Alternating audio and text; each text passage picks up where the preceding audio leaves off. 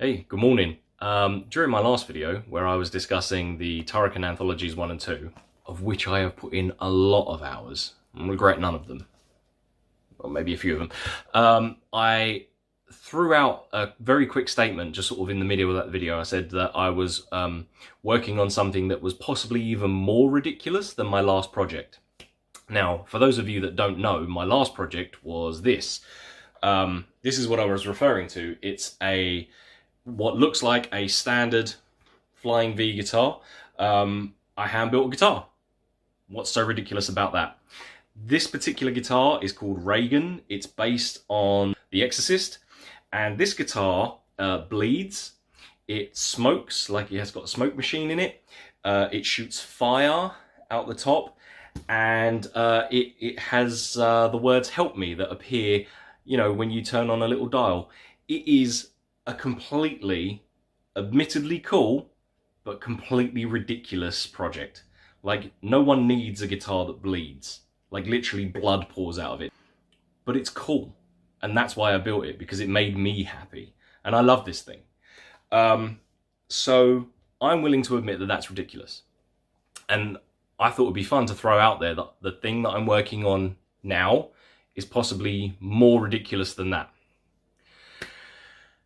Like all of the most ridiculous things, it has to come from somewhere. And like the most ridiculous things, it came from Twitter. Like, it had to have come from Twitter.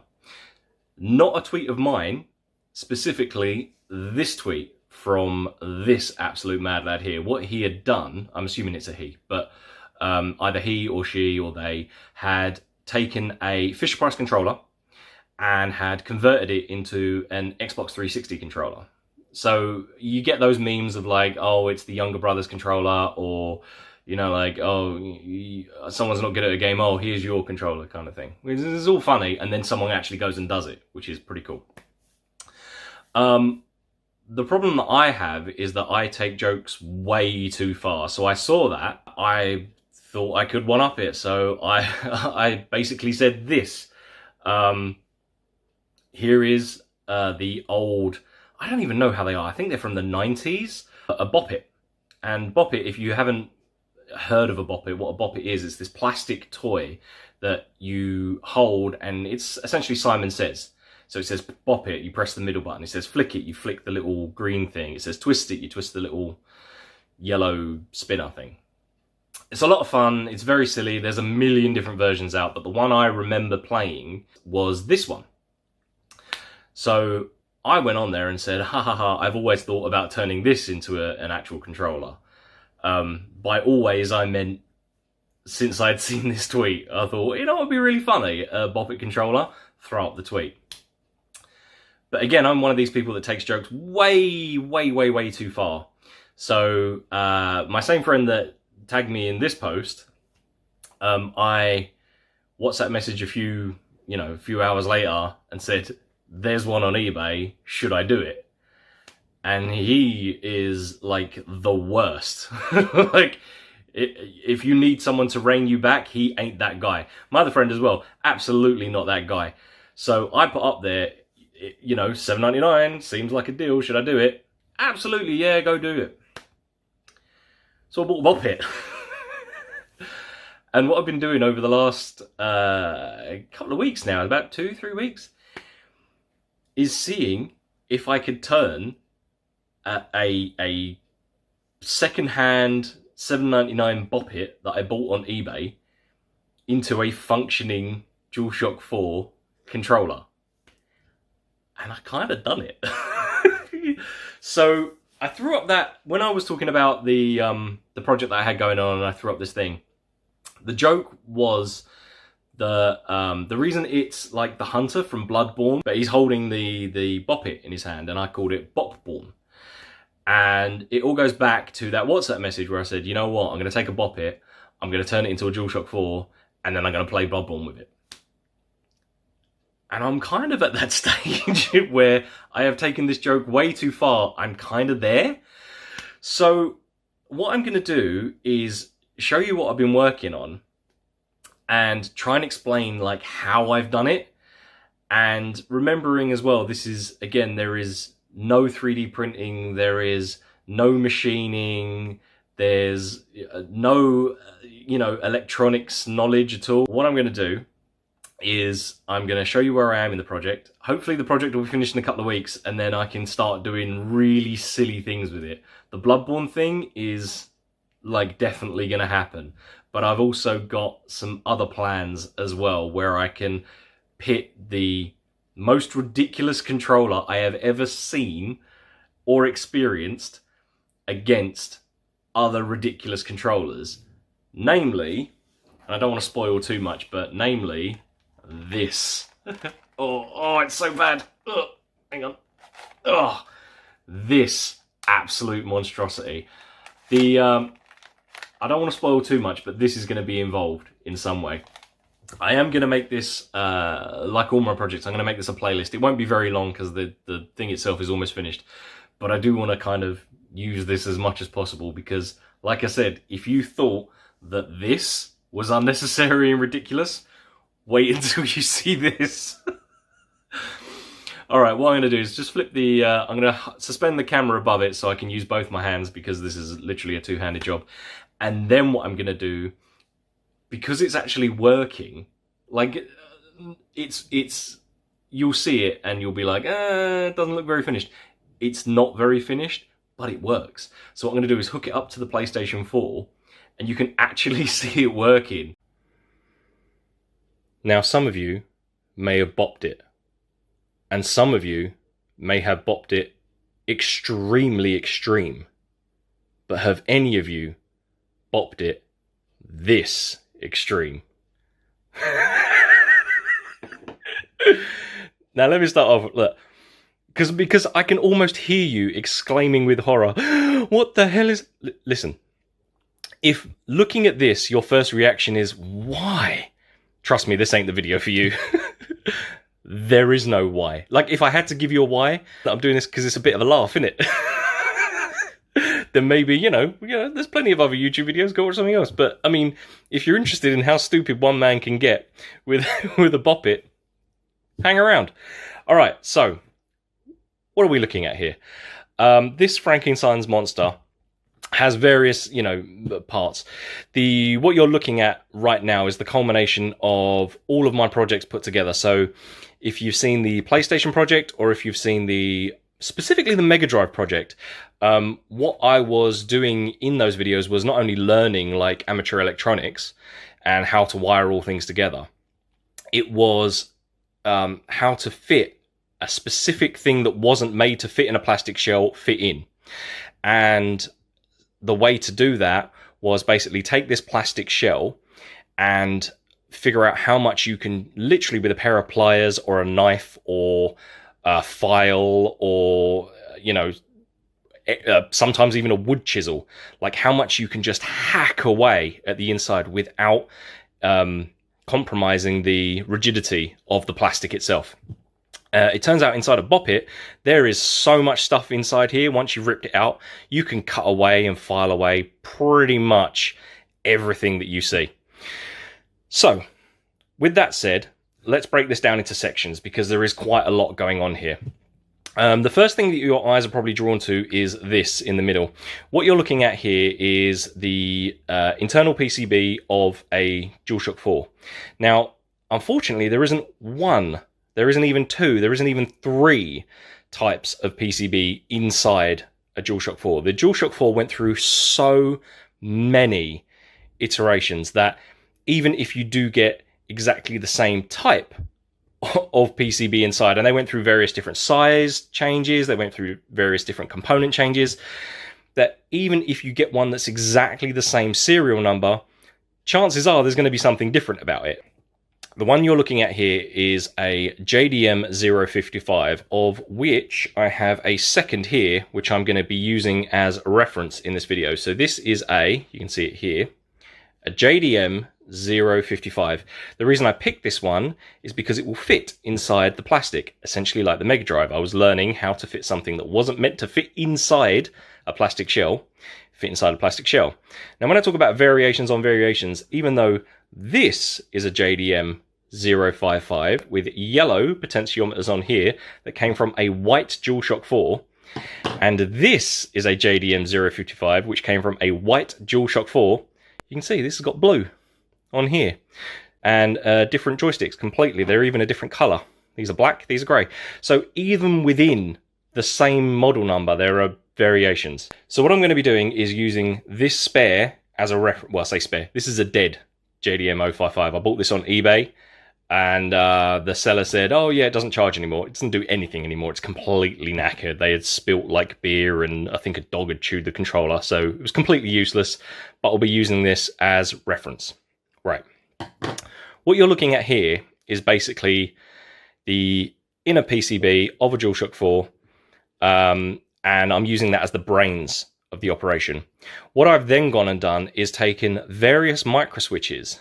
And what I've done is I've wired them all onto the board. What I didn't want to do was remove anything from this board, because the boys at Sony, and I learnt this while I was doing the PlayStation 2, when I tried to install that HDMI port onto the PlayStation 2, whatever process they use to get their components on the PCBs that they use, and this is the same for the PlayStation 2, PlayStation 3, probably even the PlayStation 5, they anchor them on so well that I am not skilled enough to desolder components off of, any of the Sony products that I've tried. If I try to, chances are I'm going to break something, or I'm going to snap something, or I'm going to lift a pad or something like that. So what I decided to do with this was, instead of removing parts and just soldering it onto the board, I'll just solder it onto the parts that are already there. So, I mean, the only parts that I have removed are the start button. Let's get that in focus. There you go. The start button, which is this little gold thing here, and the share button, which is a little gold thing here. The only other thing I've removed, focus up. There you go. The only other thing I've removed is this like carbon contact stuff. So that, and that are the only things that I've removed off the board. What I've been doing is adding things onto it. That way I can guarantee it will work, and if anything doesn't work, it's really easy to diagnose the problem, rather than have to follow traces and stuff. Keep it simple, where possible. If you've got room, why bother taking it off? Just add more stuff on. Like I said, the way that I figure out how things work is with a multimeter. As long as I can find a ground with a multimeter, what I'll do is just poke things with tweezers, or poke things with wire, just like a circuit bender would. Like those guys that circuit bend like kiddies' keyboards, just to see what happens. You know what I mean? So I figured out pretty much what all of these things do up here. Like, for example, the upper and lower. So these two right at the end on the left-hand side. I believe that's the L2 trigger. And I think the two beside that, that's the L1 trigger. Things like that. So basically, I figured out what all of these are. And once I had figured out what those are, I was like, well, why don't I just solder to them? And then, well, I know that that's the touchpad button, so why don't I just solder it to the legs of that? I know that's the start button, so why don't I just literally stick a razor blade underneath, pop it off, and solder to the pads there. These joysticks, they go through to the other side, like these are the joysticks here. Why don't I just solder it to these points? And so on and so on and so on and so on. And look, here is the microphone, and here's the headphone socket. I know what all of these do. So I'll just solder it to the back. And that's exactly what I've done here. So even though it looks like an absolute nightmare, it's literally just switches soldered onto a fully functioning PCB. So let me run you through what we've got. What I did was I went onto, it was either Amazon or eBay, and I bought a job lot of little controller joysticks. Because pretty much, I think most controllers, the PS2, the PS3, I think even the Xbox 360, they all use basically the same little analog potentiometers, like with the L3, and like you've got the little L3 button here, the little R3 button here. Like they all pretty much use the same ones. So I was like, right, I'll get a job lot of 6. That was only a couple of quid. Put one there, and then you have a bunch of basically bridge wires that come down. And then I put them under this little, I'll get to this in a minute, but it goes under this little piece of Perspex. There's a lot of Perspex in this added into the, plastic that I've cut away and then put new plastic in. So the bridge wires come down here, and I've literally just flipped the board over and soldered it to the back. Or in this case, the left, the left trigger, just soldered it to the back of here. So you've got your switch here, that's your L3, and then that's your horizontal, and that's your vertical. And that was it. And then a ground wire, obviously, to ground it. And that was it. That was literally that simple. So once I had done the left analog and the right analog, I was like, well, what do I got to do? I've got to modify the sticks now, because I need something to put on there. So what I did was I got the Bop-it, flick it controller and the twist it controller, hollowed them out, rounded them off so they will actually move when they're in there. And then I got a like a metal kebab skewer, hacksawed that, run it through the middle so it's got like a metal spine so it wouldn't snap. And now we have an analog joystick, just like you would. And if you click it down, that's your L3. Same for the R as well. It just rotates like a joystick. So what you've got is a controller with 4 joysticks. So you've got these 2 down here, still fully functioning, no different. But then you've got 2 extra joysticks wired to the back. Take that principle and apply it to everything else. So what you've got down here, you have what used to be the spin it control. So you used to spin that when it said spin it, like Simon says. What I've done now is I've built this little Perspex sort of shelf so I can run wires underneath without getting tangled it in. And then I've put these 2 leftover roller micro switches on. I've taken the spinner control and I've just cut and glued in a piece of clear Perspex so that now, instead of a spin it control, you have a rocker control. Now, if you rock it this way and hit this micro switch, what you're doing is pressing the touchpad down. And if you rock this way and hit this micro switch, what you're doing is pressing the start button. Then, following on from that, we have down here, this I've wired up to the X button. Now, I'll get to the X buttons in a minute, but the X button is here, and that connects to this plunger. So when you pull the blue plunger down, it pulls on this spring, again with a bit of Perspex and just a little screw that I've attached there that attaches to this spring. Then this piece of Perspex touches this micro switch. It's really just that simple. This little wire down here, and it is on this is the finished thing. This is not a prototype. This is actually how long this wire is going to be, for reasons I'll get to in a minute. This is the share button. So every time you click this, it takes a screenshot, if you've got it set up that way. Down here, this completely bodged looking thing, which I need to, sort out, is actually one of these units, this microphone and headphone unit that I've taken off of yet another JDM55. I've literally desoldered it, kind of desoldered and cut and filed it off another board, because this one is still on here. It's completely unchanged. But what I did was I flipped it over and again just soldered it to the points at the back. So we actually have 2 microphone sockets, 1, 2, and 2 headphone sockets, but they both completely work. So I have functioning microphone, functioning headphones. Down here I have the charger, which is just on a ribbon cable. This comes inside the DualShock 4. Haven't modified that, but I have modified where it's going to go, and I'll get to that in a minute. Back here is the battery pack. Now I have modified the little cradle that the battery sits on. So the battery sits on this little plastic thing, and that normally goes underneath the PCB, but I've actually modified it to sit on top. It's got these 2 cutouts, one here and one here. Oops, let's stop that spinning. One here and one here. And the reason those are cut out is to just fit around these 2 joysticks. These 2 golden prongs here, let me show you on this one. These 2 golden prongs here, 1 and 2, they are for the speaker, and the speaker I have wired up and is ready to go, but the reason it's not soldered onto the board yet is because that's the last thing I want to do. So that'll be the last thing that gets soldered on. Everything else is attached and everything else is working. Speaker's the last thing, for reasons that I'll show you in a minute. So what does that leave? That leaves your D-pad and that leaves your face buttons. X button is here.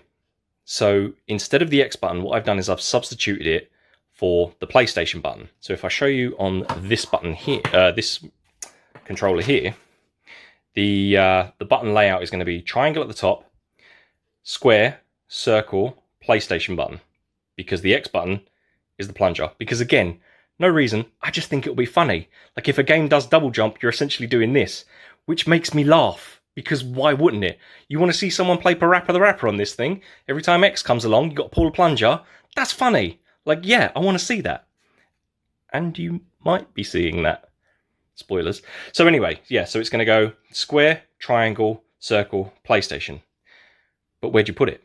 Well, I've also built... Now, I'm going to show you the front end. But again, it won't look like this because the Bop-it logo is going on top. So this is the front side. So it actually goes this way up. So what I've done here is I've actually wired up. I've built this Perspex ring, like a donut. And on that Perspex donut, I've put in 4 little micro switches. Exactly the same ones as I've got down here. The Bop-it itself is just one big button that you press on top. It actually sits on, if I show you sideways, it actually sits on like that. And you press the Bop-it and it goes, you know, that's registered one button. But I didn't want that. So what I did was I filed down, I don't know if you can see, I've actually filed down the top that used to be a straight piece that was in a tubular shape. But it's now actually rounded at the top. And the reason that it's rounded at the top is that when you put the spring in, which I have here, when you put the spring in, like that, and when you put the Bop-it sign on like that, it gives it a bit of give. It actually rocks. So, even though the Bop-it logo will be at the front, once the chassis is put together, if you touch the top of the Bop-it logo, that's your triangle. If you touch the left, that's your square. If you touch the right, that's your circle. And if you press down on the Bop-it controller, and there is a lot of give on that, that's your PlayStation button. So it goes square, triangle, circle, PlayStation. So you've actually got 4 buttons where it used to be 1. That still leaves the D-pad. Well, the D-pad, now I'm going to try and maneuver this without it falling apart, because this isn't actually connected yet. It's got to rotate, so I can't glue it in. The D-pad is actually on the back. Now, if you think of this as exactly the same as this, right? You've got up, you've got down, you've got left, stick with me, left and right. So if you've got an Elite controller, you know on the back you've got those paddle buttons that you use, I think it's these fingers for really, because these fingers will be on there, and then these fingers you'll use for the paddles. Exactly the same. While you're playing the Bop-it, you will use your, middle fingers for up, down, left, and right. So that's what I've done here. The D-pad is actually on the back, and again, it's got the Bop-it logo on, and again, you just tap it in because it's got a Bop-it logo on the front and a Bop-it logo on the back. So you just tap it in the direction you want, like a big D-pad. The only thing that's left is for me to show you the top and the bottom. Now, the top and the bottom of a Bop-it are round like this, but it actually comes in 2 halves. So what I did was, this top section has a load of holes punched in it. And the holes punched in it are for the big cone speaker that comes in a Bop-it. So you can actually hear the words bop it, flick it, turn it, twist it. But what I did is, because I've gutted the inside completely, I've taken the little, I don't even know what it is, like a little piezo speaker, filed the chassis down and glued that, and then wired up 2 bridge connectors to the plus and the minus in there, and that is now the speaker. So we've got the PlayStation controller speaker built into the top, and it all fits. And then, like I said, those wires will be the last things to be attached, soldered on, before I clip the top on. As for the bottom, what I've done is I've cut several holes. First hole, quite obviously, for the USB. Oh, the file slipped, and I really hate that little scratch, but just ignore that. So I filed out the USB charging slot, so the micro USB will go in here. This piece here is a piece of Perspex, which is white on one side and absolutely clear on the other side. The reason it's absolutely clear is that the little LED that is on here, this tiny little LED here, will shine through the clear plastic and make a lovely little glowing beam along here. Otherwise, you'll never know when it's finished charging. This hole here I've drilled for the share button. So every time you click that, you just literally tap the bottom of the button, tap the bottom of the controller and take a picture. And this hole here that I've drilled, focus up, this hole here that's been drilled in and filed out, that's for the microphone. So it's got a headphone slot, share button, little charging light, and the little USB charging thing, all built into the bottom of the controller. So yeah, that's pretty much it. The only reason that this isn't together and me showing you the finished product is A, I wanted to show you the insides, but B, I am waiting for 2 more switches to arrive from China. Specifically these 2 here, because you've probably noticed I've been talking about the D-pad and the face buttons and haven't mentioned the shoulder buttons. Well, the shoulder buttons in a DualShock 4 are wired up really, really weird. So they're kind of wired in almost like in series. So you would have the R1 button and the R2 button kind of share the same circuit, but one is a normally open switch, one is a normally closed switch. The normally closed switches aren't that common, so they're quite hard to buy specifically to fit in here. Like, I don't know if you can see, but the amount of room that I have, so here's the normally closed switch here, the amount of room that I've got is, it's tight, basically. I've had to cut this piece of perspex so it kind of goes under the switch. Not easy. Anyway, the trigger buttons are there. They're on the back. They're actually here. Those are the 2 trigger buttons. So I'm waiting for 2 more to arrive from China. And then we're ready to go. Okay, now look, trying to film this thing with 2 hands free and using a camera phone is an absolute nightmare. So please excuse the trash videography, but here we go. So very first thing, what I'm going to be doing is pulling this plunger over here. And look, X button, jump. So jump is mapped to the X button, like most games. First, let me do the touchpad. So the touchpad is... these are the only things in the game that you cannot configure. So this is linked to like your hub area in the game. So when you scroll, there you go, click, just like a scroll on a mouse. And the other one is start. There we go. Let me remove that because it's got a habit of falling out. So the pièce de résistance, the joysticks, again, not easy, but look, like most games, is attached to this, and we're just going to walk forward here. And if I can kill something, then it's all been worth it. Okay, I'm just going to aim on his head. Now I've mapped aim down sights to L3, so you can hear that click. And let's pop a few rounds off. Now you'll notice that as I'm popping a few rounds off, the little motor from the DualShock 4 is spinning as well. Both of them, in fact. I don't know if you can see that one there. Okay, so like I said, I've mapped that to R2, R1, reload. So shoot, shoot, shoot, reload. You can see my little fingers down here. We're going, let's swing it around. So we got shoot, shoot, shoot, reload. On R3 we have crouch. There we go. So if I want to get up close to the man, this guy is not looking too good. Sorry, buddy. Yeah, so crouch down and up. The D-pad is the only other thing at the minute other than obviously the share button, which I'll just take a quick picture here. It's PS4, so it takes a while. There you go. So the share button's working. We are going to test the D-pad. Now the best way to test the D-pad is to open up the menu here, and then I'm going to use my fingers on the back, just like I said, with the triggers, and we're going to go down, up, down, up. We're going to go right, we're going to go left, right, left, down, up. So again, just like the paddles you would have on a normal like elite controller.